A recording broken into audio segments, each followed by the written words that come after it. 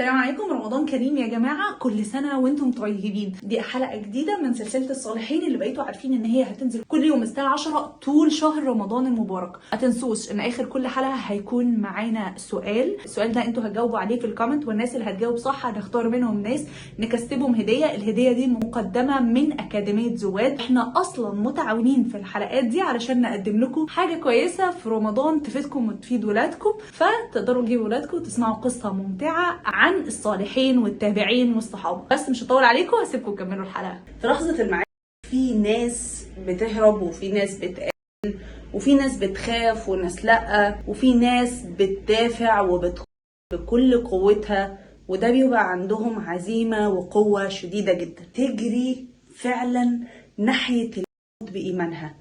قصتنا النهارده عن الصحابي اللي قال جمله شهيره جدا: واها لريح الجنة. أنس ابن النضر اللي فعلا سقط وشاف الجنة قبل ما يسقط.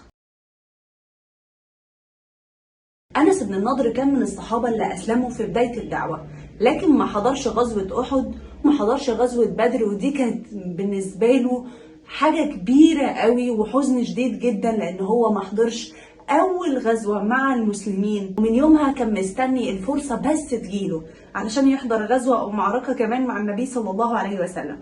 كان دايما بيقول جملة شهيرة جدا: لو ربنا خلاني أشوف يوم كمان أو أحضر يوم تاني لغزوة من الغزوات أو معركة من المعارك ليرين الله ما أصنع. يعني ربنا عز وجل هيشوف قد إيه أنا عندي إيمان قوي وقد إيه أنا كنت عايز اعمل واسوي علشان الاسلام. ما حصلت غزوة احد كان من اول الناس اللي نزلت الميدان، وفي لحظة ضعف لما بدأوا المسلمين يتفرقوا بعد التفاف جيش قريش، كان انس عكسهم تماما، كان بيجري ناحيتهم وكان بيقول: واه لريح الجنة، اني لاجد ريح الجنة دون احد. كأنه فعلا شايف الجنة وشامم ريحتها. فضل يقاتل لحد اخر لحظة، ولما انتهت الصحابة فضلوا يدوروا عليه، وفي الآخر لقيوه على الأرض. لكن مشهد كان مؤلم جدا، كان جسمه مليان وضربات أكتر من 80 في جسمه، لدرجة إن محدش قدر يتعرف عليه غير أخته، وعرفته من صباعه. بعد المعركة النبي صلى الله عليه وسلم شاف جسد أنس ابن النضر وقال: ما عرفه أحد إلا أخته ببنانه، والذي نفسي بيده لقد رأيته في الجنة يطير بجناحيه حيث يشاء. ده كان تكريم كبير جدا لأنس ابن النضر، لأنه عاش طول حياته على أمل بس إنه يموت ويدخل الجنة. يعني هو كان عايش بس من أجل الجنة. عشان كده من أهم الدروس اللي بنتعلمها من قصة سيدنا أنس إن الحياة الحقيقية مش هنا، الجنة هي الهدف والحاجة الوحيدة اللي لازم وتستحق ان احنا نسعى لها فعلا.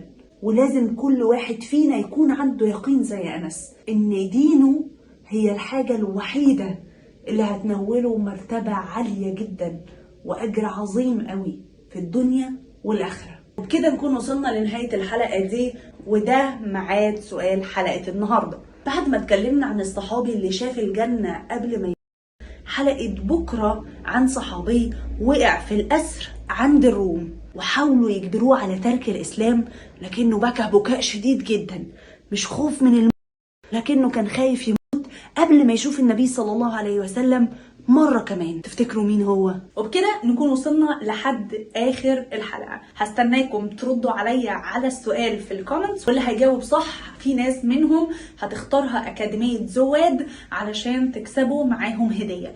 وإن شاء الله الإجابة كمان هتلاقوها في الحلقة الجاية اللي هتنزل بكرة الساعة 10. وسلسلة الصالحين هتفضل دايما معانا طول شهر رمضان كل يوم الساعة 10 إن شاء الله تعالى. وما تنسوش تشاركوا القصة دي مع أصحابكم وأهلكم، وخلوا أطفالكم يسمعوها، لأن أبطال التاريخ يستحقوا إن قصصهم تتروي من جديد. وبس، السلام عليكم.